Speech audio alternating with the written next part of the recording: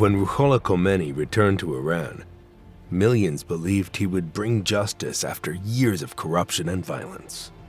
But revolutions often hide their true face at the start. Very quickly, hope turned into fear, and faith became a weapon. What happened next is a story many still fear to tell.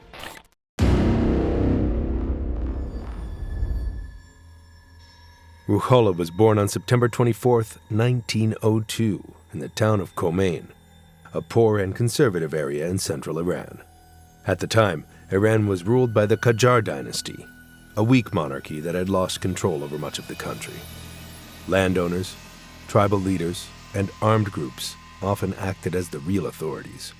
Law was uneven, justice depended on power, and violence was common. His father, Sayyid Mustafa Khomeini, was a local religious figure who challenged powerful landowners and spoke against unfair treatment of villagers. This made him enemies.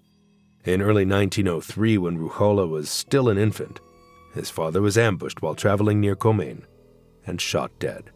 The attackers weren't random criminals. They were linked to local elites who felt threatened by his influence. His killing was never properly punished, which showed that power protected itself and justice was selective. After the murder, the household was filled with fear and unresolved anger. Ruhollah was raised by his mother Hajar and his aunt Saheba, both of whom constantly reminded him of his father's death. They spoke of him as a martyr who had died standing up to justice. These stories shaped how young Ruhollah understood the word. Violence was not only something to fear, it was something that could be honored and remembered as meaningful. Life did not become easier. Iran faced repeated famines, foreign interference from Britain and Russia, and internal chaos. In rural towns like Khomeini, hunger and disease were common. Education was limited, and survival came before comfort. Ruhollah grew up watching how quickly life could end and how little protection ordinary people had. By the time he reached his teens, tragedy struck again. His aunt Saheba died around 1917, and his mother Hajar died shortly after in 1918. By the age of 16, Ruhollah had lost his entire immediate family.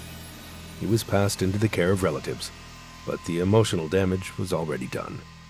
The constant presence of death, loss, and injustice became normal to him. These years formed his mindset. He learned that suffering could be turned into moral power, and that those who endured pain could claim authority over others. Instead of seeing violence as something to prevent, he came to see it as a tool that shaped history and punished enemies. As he grew older, he was sent to religious schools, first locally and then in larger centers. Religion offered structure and certainty in a chaotic world. It also offered power. Clerics were respected, feared, and obeyed, especially in areas where the state was weak. Young Ruhollah noticed this. Religious authority could command loyalty without elections or laws. During this period, Iran was collapsing under corruption.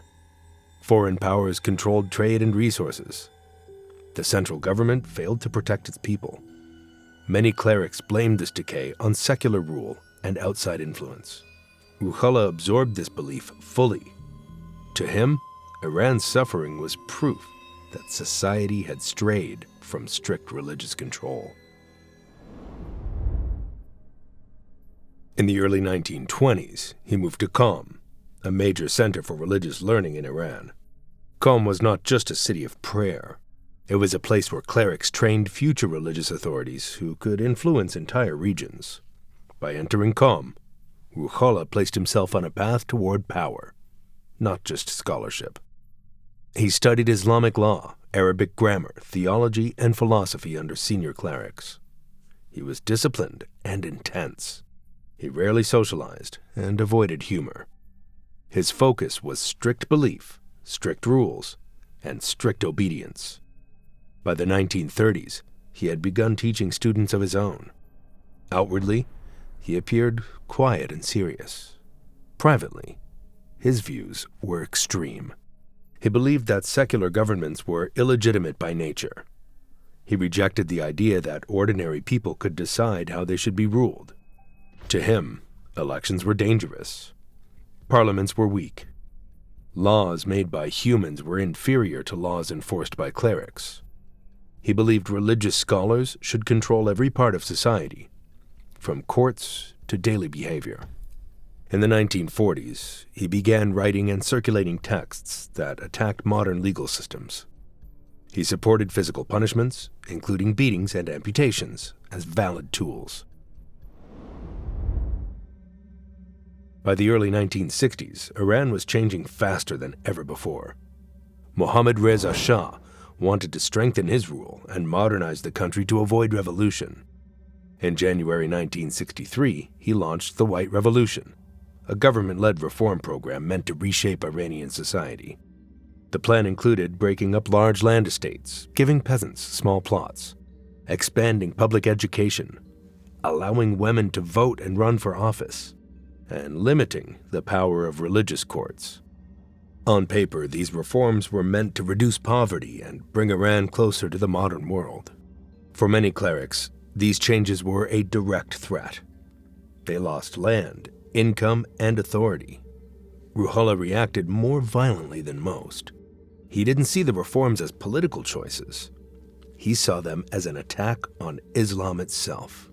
He accused the Shah of destroying religion, corrupting society, and serving foreign powers.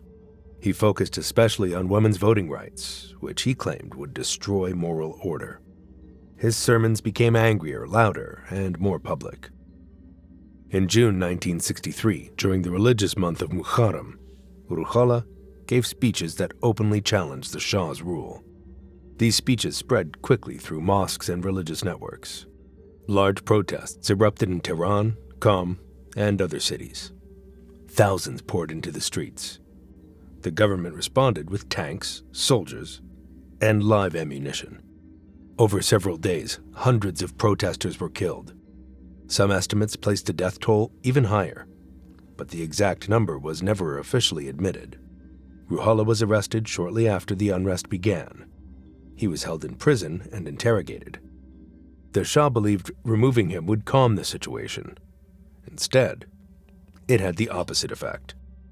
His arrest turned him into a symbol of resistance. Many Iranians who had never heard of him before now saw him as a religious figure willing to stand up to the state and pay the price. After several months, Ruhollah was released. Rather than stepping back, he became more aggressive. In 1964, the Shah government passed a law granting legal immunity to American military advisors and their families in Iran. This meant they could not be tried in Iranian courts. Ruhollah publicly attacked the law, calling it a national humiliation, proof that Iran had lost its independence. He framed the issue as one of dignity and sovereignty, which widened his appeal beyond religious circles.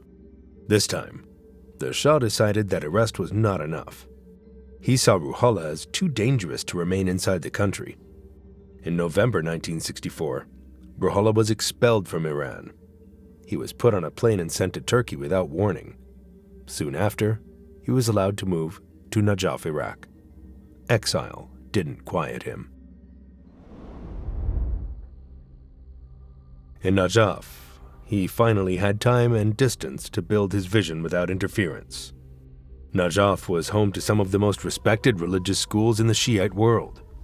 From there, he could reach students from Iran, Iraq, and beyond. He was no longer just reacting to events. He was constructing a system. During these years, Ruhollah developed his most extreme idea, that a single religious jurist should rule the entire country. This ruler would control the government, the courts, the military, and all major decisions. There would be no separation of power. There would be no real opposition. The public would obey, not choose. He taught that elections created chaos and weakness. He believed dissent led to corruption. He argued that mercy toward enemies only allowed them to return stronger. His system allowed punishment without appeal and execution without apology. His lectures were recorded on cassette tapes, a cheap and effective technology at the time. Supporters smuggled these tapes into Iran, hidden in luggage and packages. They were played quietly in homes, shops, and mosques. The messages spread steadily, especially among students, workers, and religious families who already distrusted the Shah. The promise was simple. If the Shah was overthrown, justice would return. Faith would be restored. Iran would be independent again. What was not emphasized was the cost. Ruhollah made it clear that enemies would not be debated. They would be removed. Political rivals, secular thinkers, leftist groups, and even other clerics who disagreed with him were labeled enemies of religion. For years, the Shah underestimated this movement. Meanwhile, Iran faced rising inflation, unemployment, and anger over corruption.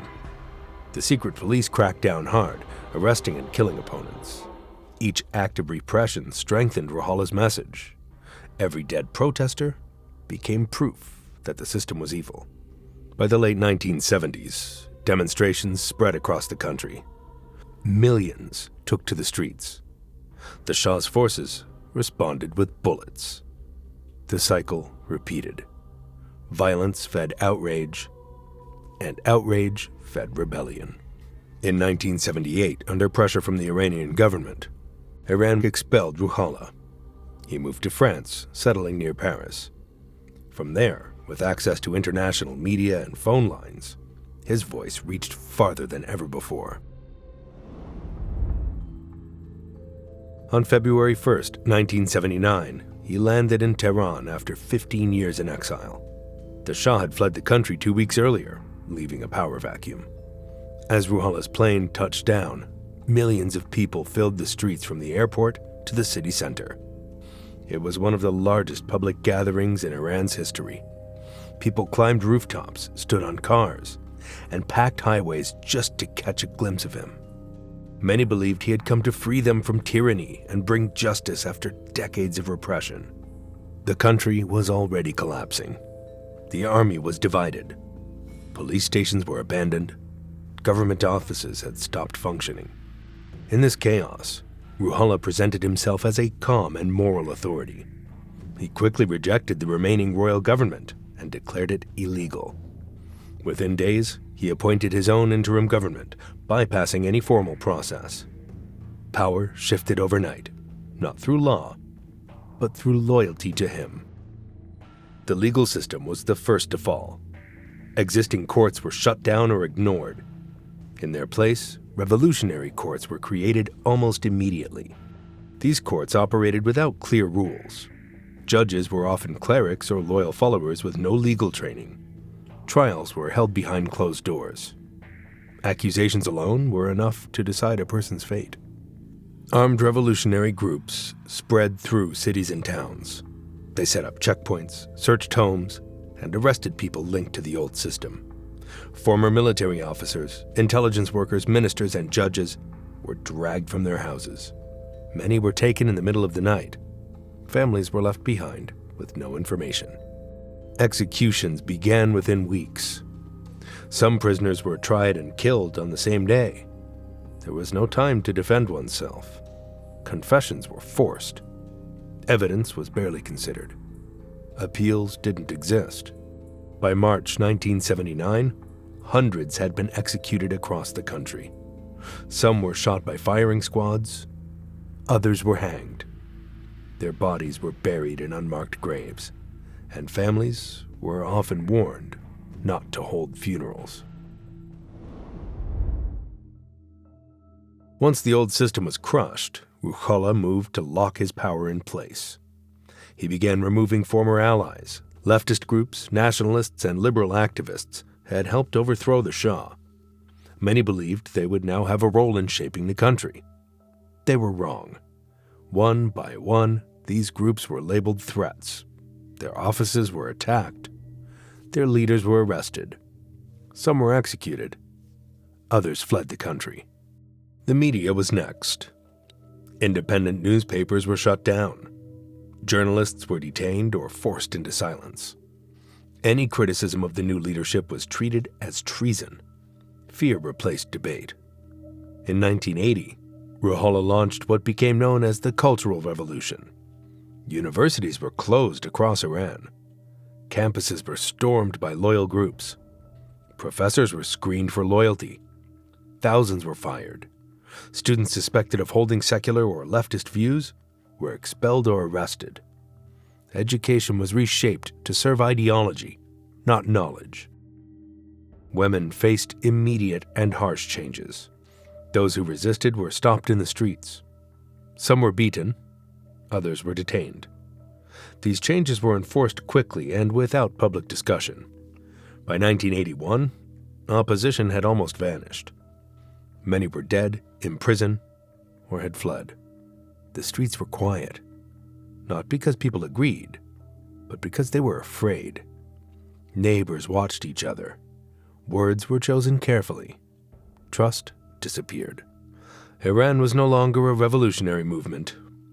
It was a state built on fear, which was only beginning to deepen. And then came war. In September 1980, Iraq, led by Saddam Hussein, launched a full invasion of Iran. Iraqi forces crossed the border, bombed airports, and pushed into Iranian territory. Iran was still unstable after the revolution. Its army had been weakened by purges, executions, and arrests ordered after 1979. Many experienced officers were gone. The country wasn't ready for war. The conflict quickly turned into one of the longest and bloodiest wars of the 20th century. It lasted 8 years. Cities on both sides were destroyed. Entire regions were turned into ruins. By the end, more than 1 million people were dead, wounded, or missing. For Ruhollah, the war was not only a defense of territory, he saw it as a holy struggle. Ending the war early was never his priority. As casualties mounted, the regime faced a manpower crisis. Instead of pulling back, it looked to children. Teenagers were recruited through schools, mosques, and youth groups. Many were from poor families. Some were pressured. Others were promised honor and spiritual reward.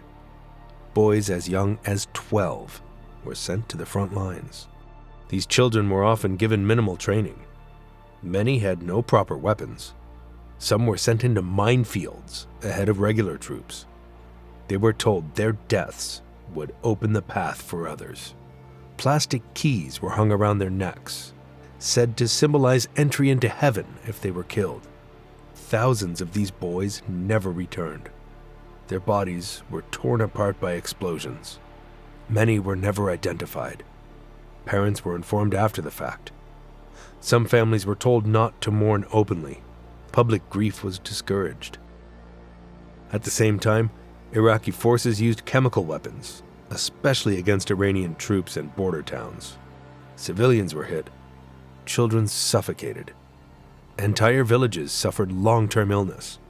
Despite this, Ruhollah rejected several chances to end the war. He demanded complete victory and the removal of Iraq's leadership. The cost did not stop him. By 1988, Iran was exhausted. The economy was broken. Cities were damaged. The population was traumatized. Only then did Ruhollah accept a ceasefire. But then, in the summer of 1988, shortly after the ceasefire, he ordered a secret operation that would shock even those used to violence. Political prisoners across Iran were targeted. Many had been arrested years earlier. Some had already served their sentences. Some were teenagers when they were first imprisoned. These prisoners were taken before special committees. These groups worked quickly and quietly. Prisoners were not told what was happening. They were asked simple questions about their beliefs and loyalty. There were no lawyers. There were no witnesses. A single answer could decide life or death. Those who were judged disloyal were sent to execution rooms. Some were hanged in groups. Others were shot. This went on for weeks. Estimates of the dead vary because the operation was hidden. Some reports say at least 4,000 were killed. Others place the number above 30,000. What is certain is that it happened across the country and followed direct orders from the highest level. After that, A heavy silence spread across Iran. It was not peace, but fear. People understood that asking questions could cost them their lives. Families who had lost loved ones were warned not to speak, not to cry in public, not to hold memorials. Even private mourning inside homes became dangerous. Neighbors listened. Walls had ears. Silence became a survival skill. Prisons remained full. Thousands were still detained without clear charges. Many had no trial dates. Some had been arrested years earlier for handing out leaflets, attending meetings, or holding the wrong beliefs. Visits were limited or stopped completely. Families often didn't know if their relatives were alive or dead. Letters were censored. Phone calls were rare.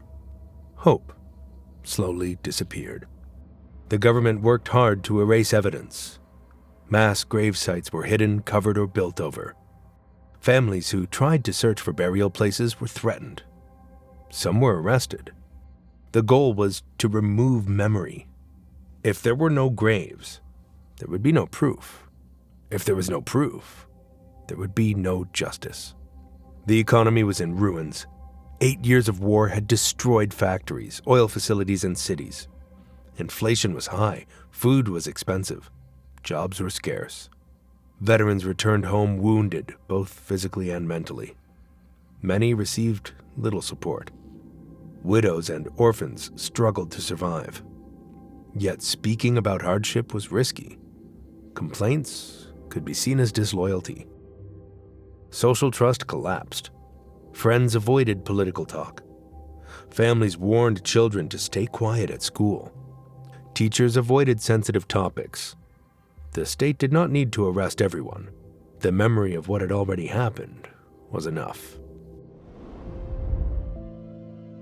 Ruhollah remained in power until his death on June 3, 1989. In his final months, he was ill and mostly absent from public view. But the system he built continued to function exactly as he intended. Power was concentrated. Dissent was criminal. Violence was justified as protection of the state. When he died, millions attended his funeral. Public grief was encouraged. But behind the scenes, the country was deeply damaged. The prisons were still active. The families of the executed still had no answers. The fear didn't die with him. He left behind a structure designed to silence people permanently. The wounds he created were not visible on the streets, but they lived inside homes, inside families, and inside memories. The nation survived, but it didn't heal.